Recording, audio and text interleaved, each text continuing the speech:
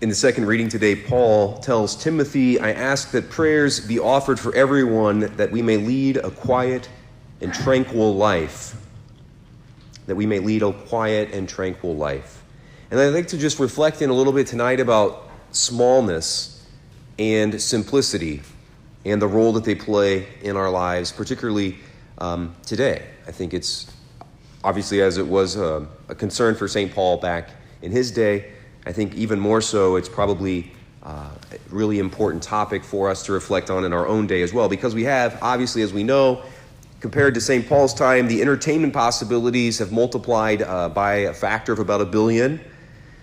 The opportunities to volunteer and ways to get involved outside of the church and in the larger community, the opportunity to connect with people and to be in relationships and friendships with social media and all the other ways in which we can stay in touch through calling and FaceTime and all that kind of stuff, right? And so we see, obviously as a priest, like I've realized more and more that, I feel like that's kind of one of the front edges of the spiritual battle that we find ourselves in our culture today. This whole idea of busyness and sort of the antithesis of this smallness and simplicity that St. Paul is talking about, this quiet and tranquil life. I think a lot of people, when we hear St. Paul say, pray that we can all live a quiet and tranquil life, I think a lot of people recognize and their hearts resonate with that. Like, I want that.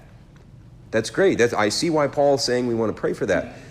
But again, sometimes I think we don't recognize the ways in which we can move in that direction, or we don't want to take those steps. But many people, I think today, would say that they do not live a quiet and tranquil life, right? So I know, there's families, and I'm generalizing here, but 8 travel teams for sports and dance and competitions, and then there's 10 different things that I volunteer for in the community, and then I have 200 friendships that I keep up on, through social media and through Instagram and all those kinds of things, right?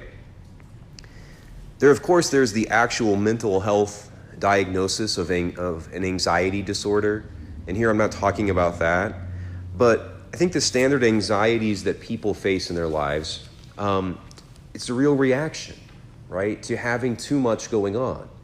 A lot of times when people start to feel themselves crippled by that kind of experience, again, when it's not coming from an actual diagnosis or disorder, which is, again, I think most of us are not in that place, that anxiety that we feel is just a natural, right reaction to being over-engaged, over-committed in those kinds of things, right? And so, again, St. Paul says, pray that we can lead a quiet and tranquil life. And so I think a real practical thing there, of course, is we need to be people, I think, who are cutting stuff out of our lives, right? I tell people, too, one of the things I've realized about being a priest is you have to get used to disappointing people, like in the sense of not being able to do as much as some people would want you to do, lots of people. And it's not coming from any negative place where people are trying to, get you overcommitted, just in the same way that it's not like we go and get mad at the Little League coach in Greencastle for inviting your son to play in the Little League baseball team. No, people aren't doing it, but you just have to, I think, if you're going to make practical steps towards a quiet and tranquil life, it's going to involve cutting things out. And part of that then, again, is disappointing people. And I think another practical step that I would say is I would encourage you to consider investing in a few people, like in recognizing that friendship, real authentic friendship, and the way that Aristotle talked about it. He said that when we get to the end of our life, we're going to be lucky if we can say we had 5 really good friends, right? And I think that's super important for us. Even St. Thomas Aquinas took that notion that Aristotle had of friendship and wove it into his theology, too, of friendship in a Christian way. I think that's so true. And we're only going to have maybe 5 really good, solid friendships at any one given time, 1 or 2. And I think one of the problems then that, we just have to say, I can't read everything. There's all the things that I want to read, and I can't read everything. I can't watch every TV show. I can't be up on everything. I can't watch every NFL game. I can't watch this thing. I can't make it to 6 practices a week. I can't work out and take care of myself. and eat well and pray every day and keep 200 friendships going.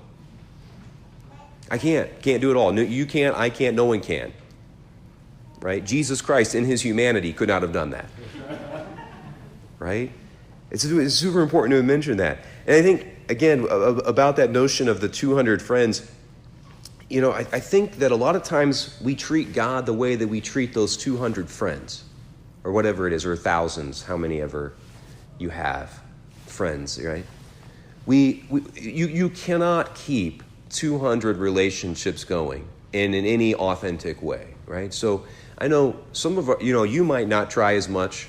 Some of our younger students will try to text this person and share this picture and like this person and comment here and then do this and this. And you're juggling, and you can't juggle all those, right? And I think then what happens for a lot of us, whether we're younger or older, we try to treat God that way. God's another person that I was able to give God about 3 minutes today. It was great. Well, that's not, your spouse or a good friend wouldn't be happy with 3 minutes a day. And so maybe the issue is what I need to say is I need to be honest and say, what I'm really doing is it's a sham with these other 197 people. And what I really need to do is say I only have time to lead a quiet and tranquil life and be a person who prays and takes care of myself and eats well and lives a healthy life and is invested in a couple of people and God. Right? I think that's kind of the reality of things, right? Jesus didn't invest in the sense of giving all of this time to he only did it with 12, right? And we're trying to do it with that on an order of 1,000. And I think we need to learn from the master, right? And say, I can only invest in so many people in a really deep way. Now, he was available and present to lots of other people, right? The whole world. He's available and present to people. He dropped his plans to go help someone he never met and would never see again.